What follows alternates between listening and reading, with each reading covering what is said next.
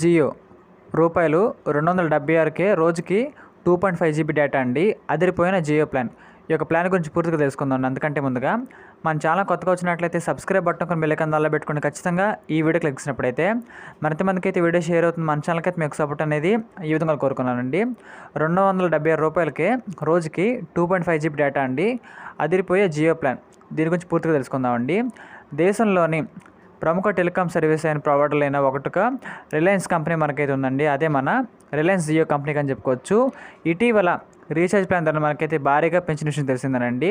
ధరలు పెంచినప్పటికీ జియో వార్షిక recharge plan ఖచ్చితంగా మనకి యథావిధిగా అందిస్తుందని చెప్పుకోవచ్చు. అంటే మనకైతే ఇయర్లీ ప్లాన్స్ ఉంటాయి కదా, అవి మాత్రం మనకైతే పాత రేటుకి వస్తాయని చెప్పుకోవచ్చు అండి. ఇంటర్నెట్ డెస్క్లో చూసినట్లయితే ఇక్కడ దేశంలోని ప్రముఖ టెలికాం సర్వీస్ అయిన ఒకటే రిలయన్స్ జియో అని చెప్పుకోవచ్చు. ఇటీవల రీఛార్జ్ ప్లాన్ ధర బాగా పెంచిందండి. ధరలు పెంచినప్పటికి కూడా జియో వార్షిక రీఛార్జ్ ప్లాన్లో మాత్రం యథావిధిగా అలాగే ఉంచారండి. అంటే మనకి ఇయర్లీ ప్లాన్స్ మనకైతే అలాగే ఉంటాయి.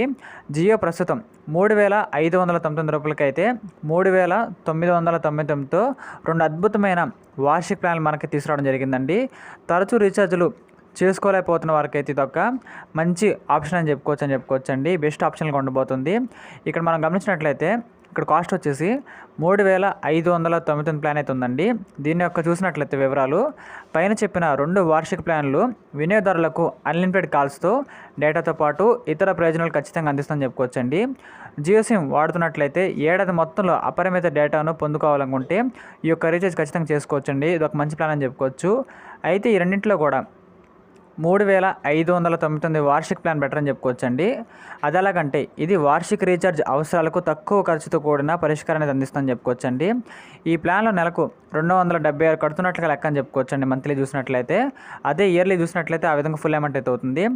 ఏడాది పొడవునా ఏ నెట్వర్క్ అయినా సరే అపరిమిత ఉచిత కాలం అందిస్తుంది కాబట్టి 912 జీబీ కంటే ఎక్కువ డేటా మనమైతే తీసుకోవచ్చని చెప్పుకోవచ్చండి. అంటే రోజుకు 2.5 జీబీ అనమాట అండి. వినియోగదారులు అపరిమిత 5G డేటాను కూడా ఖచ్చితంగా ఉచితంగా కూడా ఆస్వాదించడానికి అనుమతిస్తున్నారండి.